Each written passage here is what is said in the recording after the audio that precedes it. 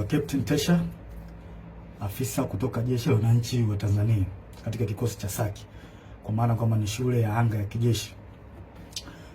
Awali ya yote, napenda kumshukuru Mwenyezi Mungu, muumba mbingu na nchi, kwa kunipa uhai na afya mpaka muda huu ambapo nazungumza nanyi wa Tanzania wenzangu, nikiwa na maumivu makubwa sana moyoni juu ya haya yanaendelea katika nchi yetu. Nimejaribu kutafakari sana, mpaka muda mwingine kufikia kumshirikisha Mungu kwamba nikiwa naiona hatari kubwa sana ambayo ipo mbele yetu kama taifa. Haikuwa rahisi hata kidogo kwangu mpaka leo hii Watanzania kuniona nikiwa mbele yenu naongea haya mambo. Haikuwa rahisi kwa sababu nazijua taratibu zetu za kijeshi jinsi zilivyokuwa ngumu, hasa kwa mambo kama haya. Haikuwa rahisi hata kidogo kutafakari mpaka kuamua kufanya hiki. Kwa maana hiyo sasa, nikiwa naifahamu hatari hiyo iliyopo mbele yangu juu ya hichi ninachokifanya kwenye utaratibu wetu, desturi zetu, pia katika mambo mengine, sitojali hizo hatari kwa namna yoyote. Sitomwogopa mtu yoyote, ila heshima kwa wakuu wangu itabaki pale pale. Hivyo basi nimeweza kuandika barua kwenda kwa wakuu wangu wa kazi, kwa maana kwamba CDF na wengine, kuwaeleza kwamba siridhishwi kabisa kwa yanayoendelea nchini, na naiona hatari kubwa sana katika taifa letu. Hivyo basi ni vema kama jeshi kuchukua hatua haraka sana kabla hatujachelewa, kwa kuwa imani pekee iliyobaki kwa Watanzania ni jeshi lao, japo muda mwingine wanasiasa wanajaribu kuliingiza jeshi letu kwenye mambo ya siasa, kulitumia ili uweze kufanikisha mambo yao, lakini tumebaki kuwa imara na bado tunaendelea kuaminika na Watanzania. Hivyo basi, kwa kuona hilo na kuona hali ambayo ipo kwa sasa, sehemu pekee na imani pekee ya Watanzania ni kwenye jeshi lao. Hivyo nashauri jeshi letu liweze kuchukua nchi haraka sana na kuweza kuweka mambo sawa kuliko kuendelea kulazimisha kwenda mbele, hasa katika hili swala la uchaguzi. Baada ya kufanya hivyo, liweze kuwasikiliza wananchi kwenye taarifa, kwa maana kwamba taarifa mbalimbali kutoka kwa wananchi liweze kuwasikiliza na maoni yao. Wanasiasa wazalendo waweze kusikilizwa, nao wenye uchungu na taifa hili wapo, wanajulikana. Mfano, kuna huyu mzee wetu mzuri kabisa, huyu nani, Warioba, mzee mzuri sana huyu, na sijui kwa nini wanampuuza. Kuna huyu Humphrey Polepole, kuna mzee Butiku, kuna majaji wazuri, mfano huyu Jaji Robert Makaramba na wengine wengi, pia viongozi wa dini, makundi ya haki za binadamu, viongozi wa staafu wazalendo, kwa sababu kuna viongozi wa staafu wengine sio wazalendo, wanaharakati wazalendo wanaoisaidia taifa kwa kuibua mambo mbalimbali, mfano mambo ya ufisadi, matumizi mabaya na madaraka, na kuibua mambo mengine ambayo yanasaidia jamii kwa namna moja au nyingine kuweza kutatua kero mbalimbali za kijamii. Kama sasa tukipuuzia hili, basi tusije kuepuka lawama pindi mambo yatapokuwa mabaya. Yaani tusije kuepuka lawama kabisa kama tukipuuzia kufanya hivyo. Sasa nilikuwa naomba, kabla tujaendelea mbele zaidi, nilikuwa naomba kuna jambo moja tujaribu kuliangalia hapa. I think inaweza kutupa mwanga mzuri kwa mambo mengine ambayo nitakayoelezea hapo mbele. Kuna kitu kimoja kinaitwa deep state. Deep state. Nitaenda direct. Deep state ni kundi la watu wenye ushawishi mkubwa ndani ya serikali au taasisi za dola, ambazo wanafanya maamuzi za kushinikiza sera kwa siri bila kushirikisha au kutegemea ridhaa ya umma au viongozi walio madarakani kihalali. Mara nyingi kundi hili linaaminika kuwa linaendelea kushika madaraka hata serikali inavyobadili kupitia uchaguzi wa kidemokrasia. In short, ni serikali ndani ya serikali, au kwa jina lingine unaweza kuita remote controller.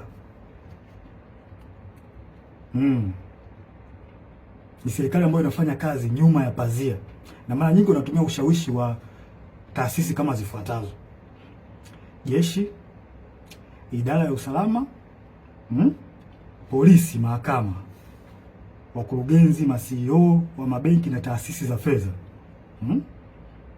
viongozi wakubwa wa kibiashara na matajiri wakubwa, media, mfano TV, redio na magazeti, wasanii na watu mashuhuri, na muda mwingine wanaweza kutumika bila hata wao wenyewe kujijua kama wanatumika na hao deep state. Sifa kuu za deep state hapa nitazielezea, zipo 4. Ya kwanza, hufanya kazi kwa siri au covert operation, na wanafanya kazi hivyo ili wasiweze kugundulika, kwa sababu wakigundulika inaweza kidogo ikawapa shida. Namba 2, hawajibiki moja kwa moja kwa wananchi. Mara nyingi wanawatumia wanasiasa ambao wako upande wao. Kuna wanasiasa ambao wapo upande wa deep state, kwa hao ndio wanatumika moja kwa moja kufanya mambo yao serikalini. Hutumia taarifa za siri, propaganda au vitisho kudhibiti hali. Pindi mambo yao yanapoanza kujulikana na wananchi, mara nyingi wanatumia vitisho kwa kutumia vyombo vya ulinzi na usalama, au wanaweza kutumia media na baadhi ya watu. Nashangaa tu influencer from nowhere, mtu anaanza kumtukana mwenzake bila sababu.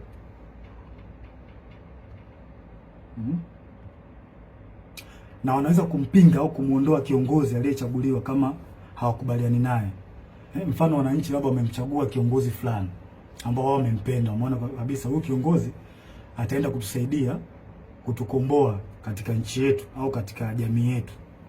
Sasa kama huyo kiongozi ataenda tofauti na matakwa ya hao deep state, watafanya kila hila aidha kumuondoa kwenye madaraka yake au kumdhuru afya yake, ikiwezekana kabisa kumuua.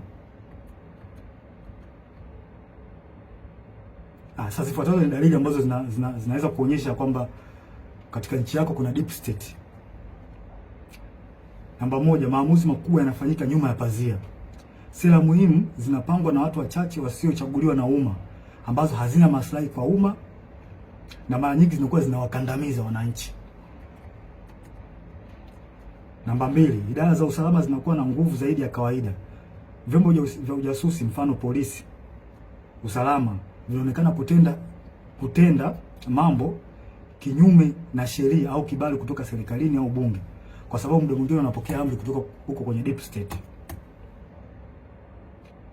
Namba 3, ukosefu wa uwajibikaji. Unaweza kukuta kuna hali ya rushwa au kuna rushwa ambayo imefanyika katika taasisi fulani, na unashangaa tu from nowhere watu hawachukuliwi hatua, wanaikiana kinga. Na inaonekana kabisa watu wamefanya hizo hujuma za rushwa, hakuna uwajibikaji, unaachwa. Namba 4, kampeni za habari na propaganda. Hutumia media, mfano magazeti, TV, radio na mitandao kwa ajili ya kutengeneza propaganda pindi unapoona taarifa zao au siri zao zinajulikana. Hutengeneza namna ya kuweza kuficha huo ukweli.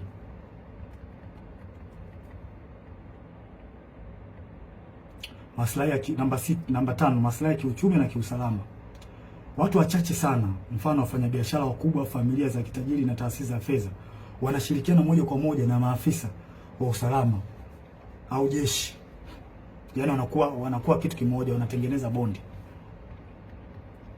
Na pia mikopo au tenda au mikataba ya kitaifa ambayo ina faida, wanapeana wao kwa wao. Wanapeana maslahi wenyewe kwa wenyewe. Si watu wazuri hao. Namba 6, kukandamizwa kwa wakosoaji au whistleblowers. Wapiga filimbi au waandishi wa habari za kichunguzi mara nyingi wanakandamizwa, ikiwezekana kuuliwa au kudhuriwa pindi wanapotoa habari zao, pindi wanapofichuliwa. Na vyombo vya habari muda mwingine vinavyofanya hivyo, mara nyingi wanachukuliwa hatua. Hivyo vyombo vya habari vinachukuliwa hatua na hao watu kwa sababu wana mkono mrefu.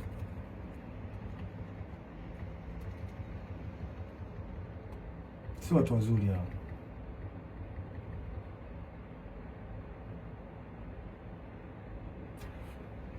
Huendeleza maslahi hata kama ni kinyume na matakwa ya umma au sheria. Wananchi hata mkipiga kelele vipi kuhusu hali mbaya au matatizo ya nchi, wao hawajali.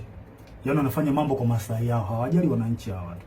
hawajali kabisa, wanafanya mambo kwa faida zao wenyewe.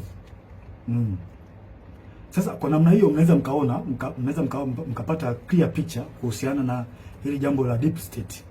Kwa mnaweza mkafanya comparison, mnaweza mkaangalia hali halisi na kinachotokea nchini kwetu. Je, hiko kitu kweli ni kipo? Kwa mimi ninavyoona na kwa ajili na kwa namna ambavyo nchi yetu inavyoendelea, hili jambo lipo kabisa bila hata kuficha. Hakuna kuficha hapa.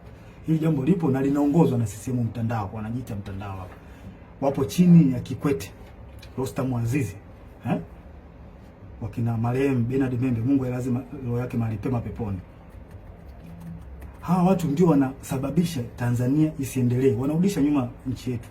Na vile vile waliweza walimhujumu sana Dr. marehemu John Pombe Joseph Magufuli. Yeye mwenyewe alisema kuna watu wanamhujumu na Kikwete mmoja wapo. Alisema Magufuli bila ubishi. Hawa watu wa Tanzania wanatakiwa mwajue kwamba hawa watu hawana nia njema ya taifa hili. Hawana nia njema kabisa. Hawa ndio wanasababisha maendeleo yasipatikane kwenye taifa letu na usalama usipatikane kwenye taifa letu. Pindi nchi inapotaka kujikwamua iende sehemu moja kwenda sehemu nyingine, hawa wanatengeneza vipingamizi. Wanazuia. Kwa manufaa yao binafsi. Ikitokea mikataba ambayo ina manufaa kwa nchi, wao wanaingilia kati, wanaichukua wao na wanajinufaisha wao. Wananchi msitegemee kuendelea hapo. Mtapata shida. Nashangaa tu changamoto haziishi hospitalini, dawa za wagonjwa. Ni kweli nchi yetu mpaka ilipofikia mpaka leo hii tunahangaika na dawa za wagonjwa kweli? Hii haileti picha nzuri kwa kweli. Yaani baada ya kwenda mbele kama taifa tunarudi nyuma. Na hawa watu sio kuwavumilia. Kikwete sio mtu wa kumvumilia kabisa. Na tusione haya kueleza ukweli. Tusione haya kueleza ukweli katika jambo hili.